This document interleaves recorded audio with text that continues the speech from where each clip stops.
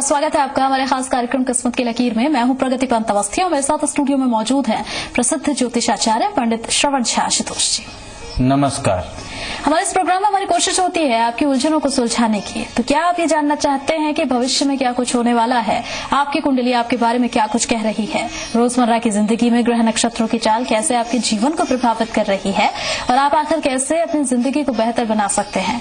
आपके ऐसे ही ढेर सारे सवालों का जवाब हम देंगे और बनाएंगे आपके जीवन को बेहतर। तो अगर आपका कोई सवाल है, आपका कोई भी सवाल, चाहे वो भविष्य से जुड़ा हुआ हो, करियर से जुड़ा हुआ हो या कोई भी समस्या जिसका निदान आप चाहते हो हमसे, तो आप हमें कॉल कर सकते हैं, आप हमें ईमेल भी कर सकते हैं। हमारा फोन नंबर और ईमेल आईडी आपकी टीवी स्क्रीन पर फ्लैश हो रहा है। पर सवाल पूछते समय अपना नाम, जन्म का स्थान और जन्म का समय बताना मत भूलिएगा। चलिए कार्यक्रम की शुरुआत कर रहे हैं। सबसे पहले पंडित जी से ये जानेंगे कि आज आपके सितारे आपके लिए क्या कुछ लेकर आए हैं।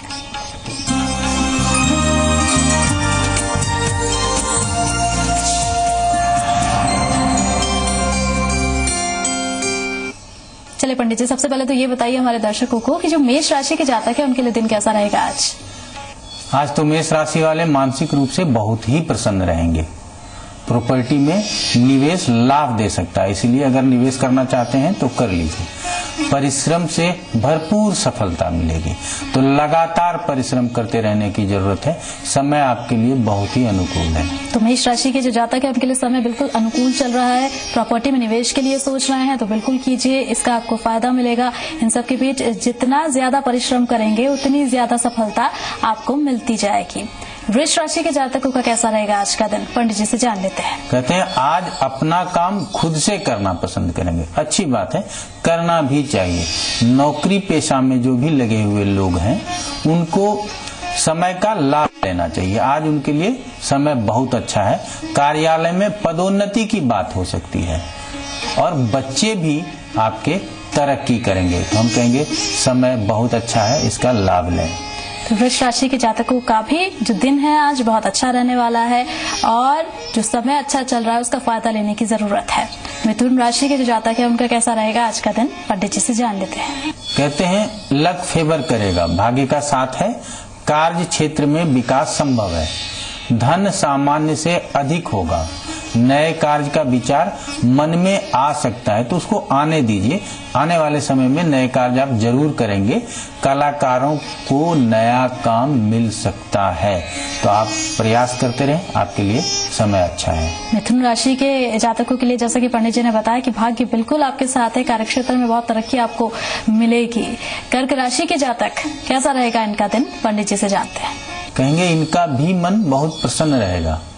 वैवाहिक जीवन में सहयोग मिलेगा, अर्थात एक दूसरे को आप लोग सहयोग करेंगे और व्यवसायिक पार्टनर का भी साथ मिलेगा।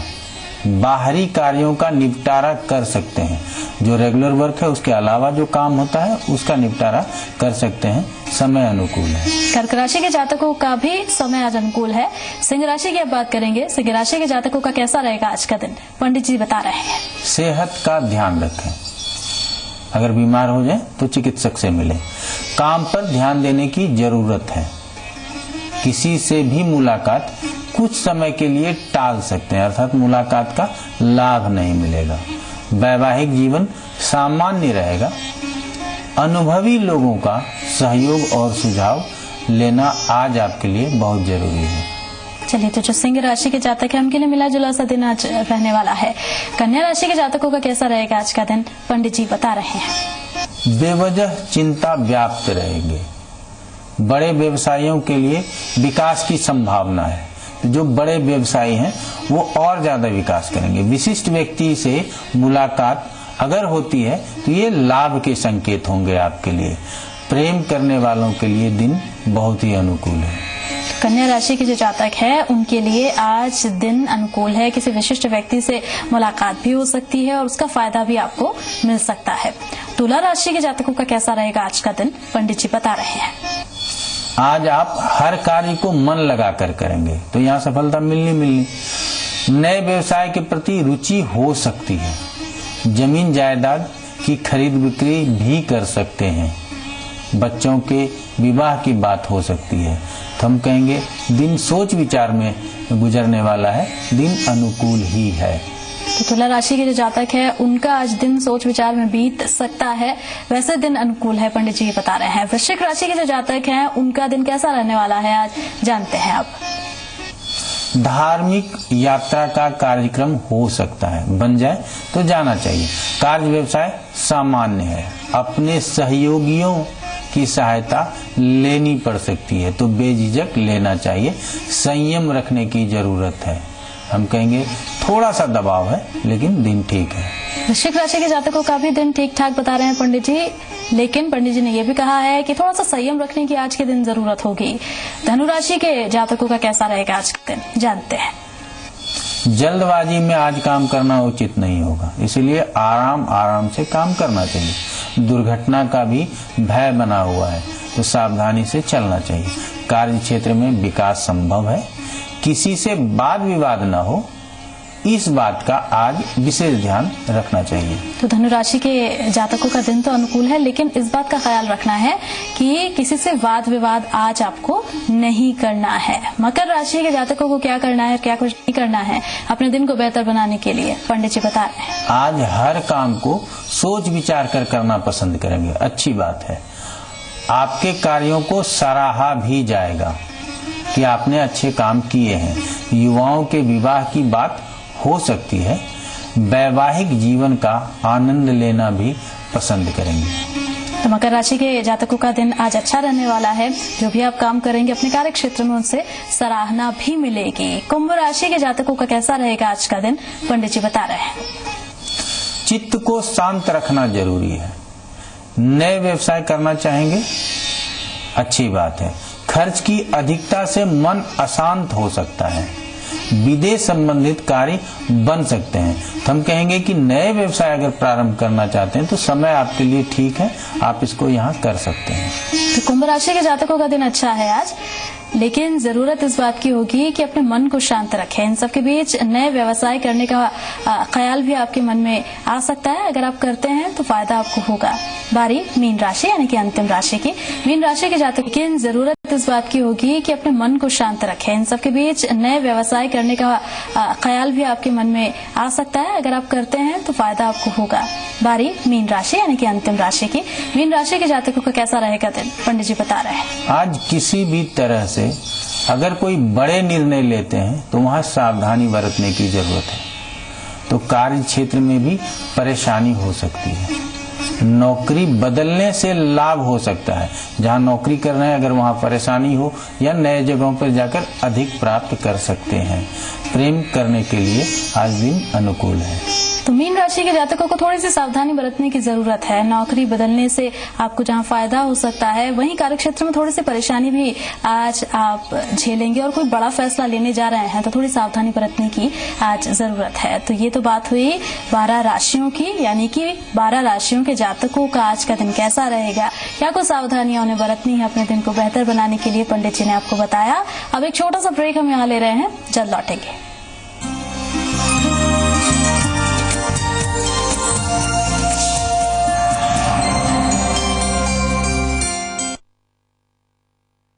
एयरलाइन में करियर बनाने की ख्वाहिश थी, पर मेरे दुबले शरीर के कारण रिजेक्शन होते रहा। न्यूट्रीगेन के इस्तेमाल से I am working with an international airline. Fit शरीर पाने के लिए आयुर्वेद न्यूट्रीगेन। चुन के देख पलट के कूट के निखरे जो हो मिर्ची हम अपनाए जैसे एवरेस्ट का तीखा लाल। सही तीखा, सही लाल। तीखा लाल। बिसाऊ नगर पालिका अध्यक्ष हारून खत्री की ओर से सभी देशवासियों एवं नगरवासियों को नववर्ष की हार्दिक शुभकामनाएं। नववर्ष सभी देशवासियों के लिए मंगलकारी हो। प्रधानमंत्री जनधन योजना एक पहल है सबको बैंकिंग से जोड़ने की। आइए देखते हैं एक रिपोर्ट। खाता हमने खुलवा लिया, उस खाते खुलवाने से बहुत लाभ है, क्योंकि हम किसी भी एटीएम से कभी भी हम पैसे निकाल सकते हैं। यही नहीं है अभिराज, इस खाते से तुम्हें 1 लाख रुपए तक का दुर्घटना बीमा भी मुफ्त मिलता है। आप भी अपना बैंक अकाउंट खुलवा कर इससे फायदा उठाएं। प्रधानमंत्री जनधन योजना, मेरा खाता भाग्य विधाता। प्लान्स तो बहुत हैं, but how do I succeed? MBA तो कर लिया, अब जॉब का क्या? मैं कुछ बनना चाहती हूँ, बट उसका रास्ता क्या है? आज की युवा पीढ़ी में बहुत कंफ्यूजन है। आपके मन में लगता है कि आपके प्रश्नों के जवाब देने वाला कोई नहीं, तो आइए मेरे साथ मेरे शो में मैं आपको रास्ता दिखाऊंगा। डॉक्टर सुभाष चंद्र शो शनिवार और रविवार शाम 7 बजे। प्राइम टाइम ऑन जी मरुधरा रात 8 बजे मरुधरा प्राइम में। अहम खबर की पड़ताल नए नजरिए के साथ, खबर दिखाने का नया अंदाज। रात 8:30 बजे मरुधर एक्सप्रेस में। प्रदेश के कोने कोने की खबर, राजस्थान की रग रग पर नजर। रात 9 बजे इंडिया एट 9 में। देश और सूबे के सुलगते मुद्दे, हर खबर के पीछे की खबर। रात 9:30 बजे इंटरटेनमेंट स्पेशल में। ग्लैमर की दुनिया के दिलचस्प किस्से, बॉलीवुड के इंटरेस्टिंग ट्रेंड्स। जी मरुधरा, मेरी शान मेरा अभिमान। कॉलेज की गपशप, कैंपस की हलचल, करियर की बात, जोश, मस्ती और धमाल। यूथ अड्डा, सोमवार से शुक्रवार शाम 4:30 बजे सिर्फ जी मरुधरा पर।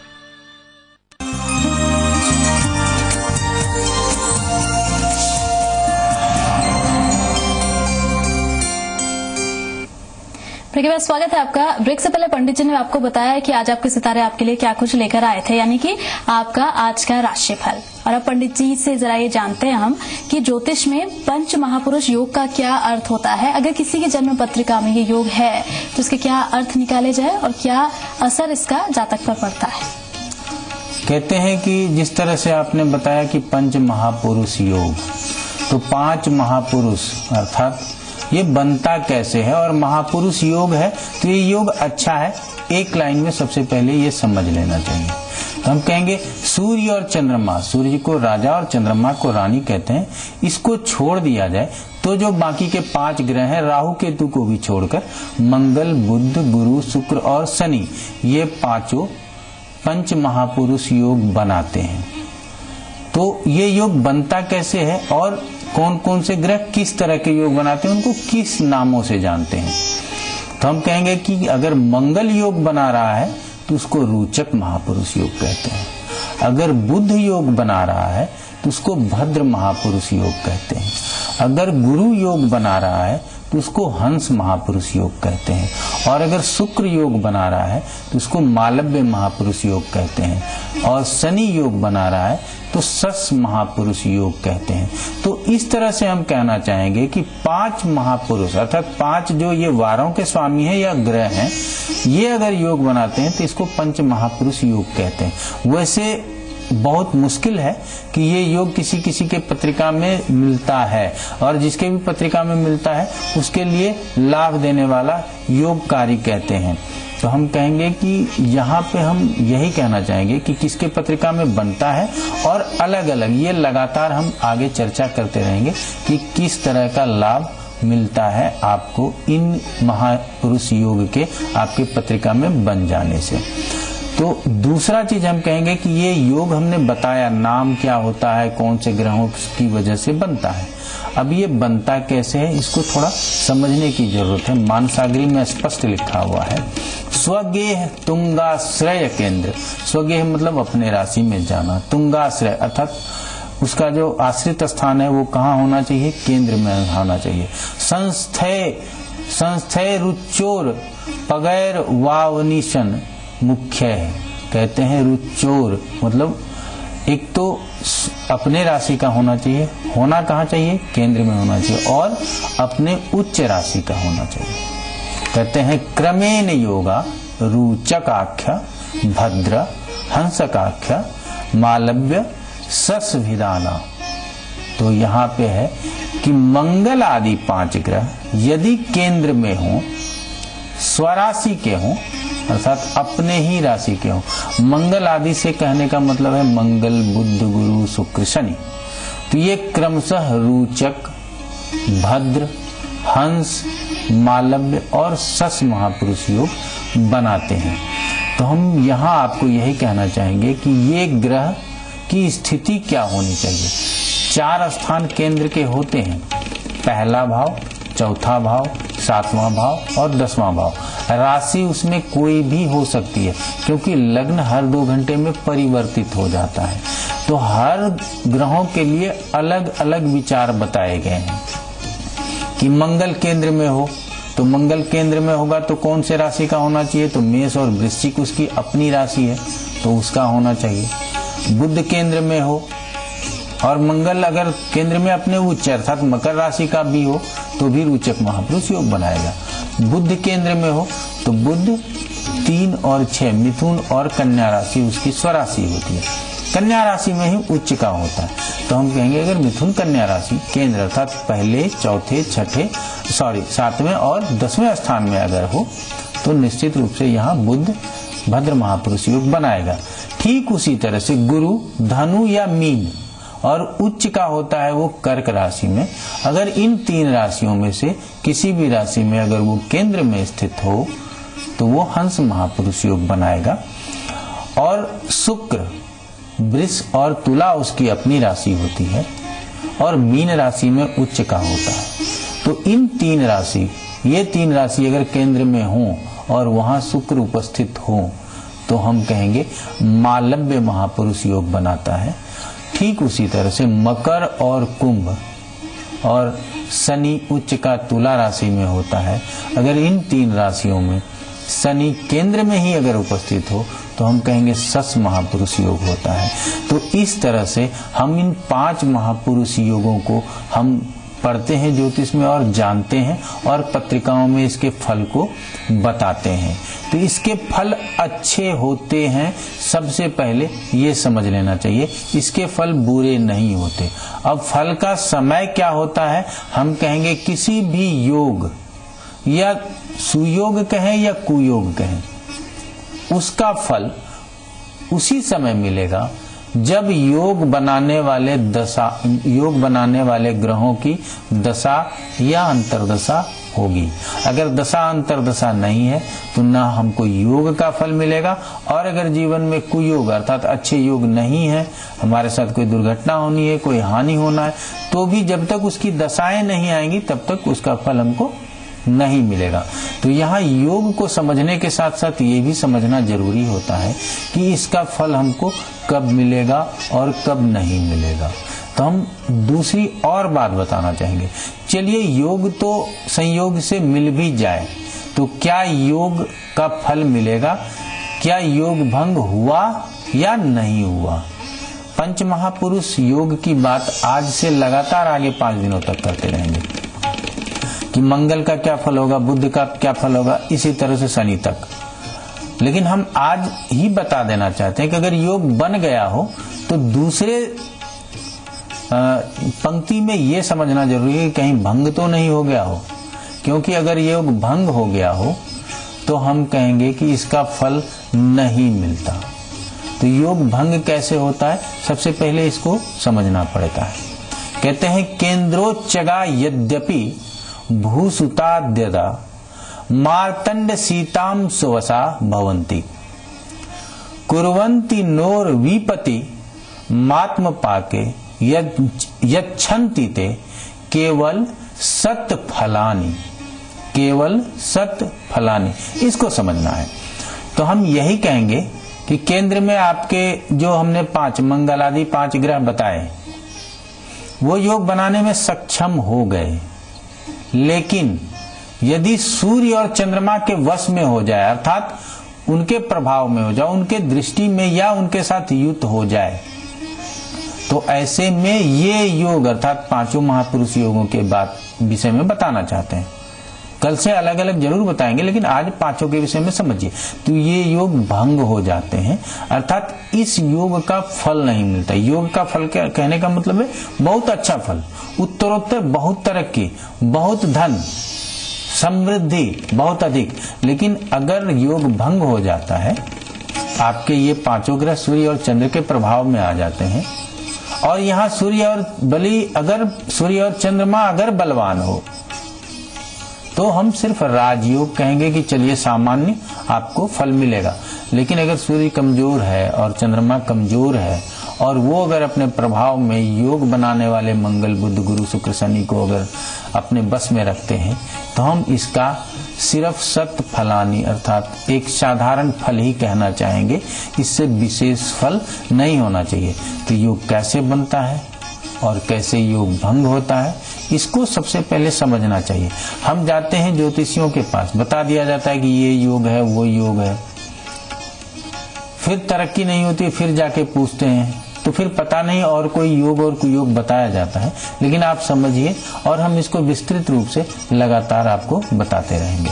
अच्छा पंडित जी, जैसे कि आपने बताया कि अगर पंच महापुरुष योग है और वो भंग नहीं हुआ है तो बहुत फायदा होता है, राजयोग भी देखने को मिलता है।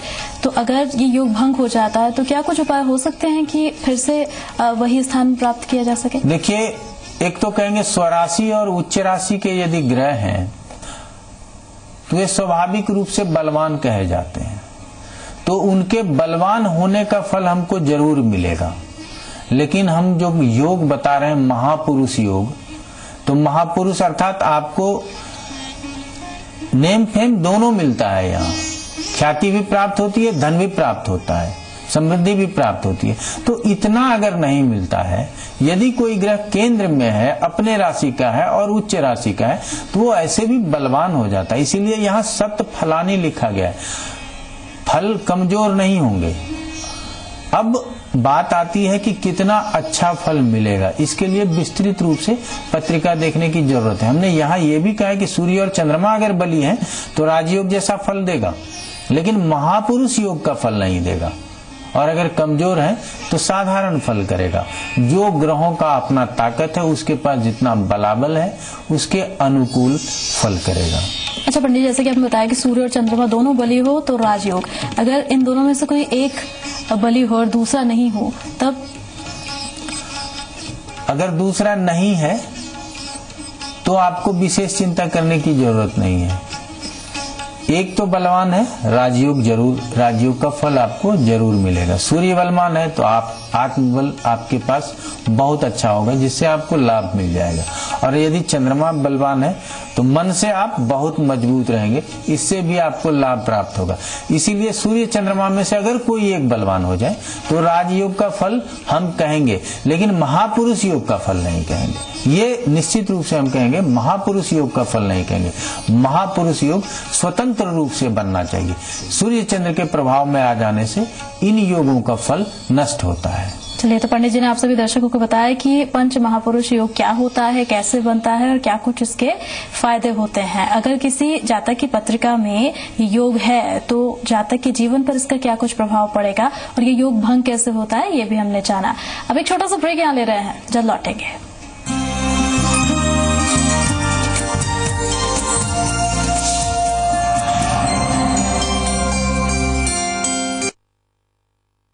घर का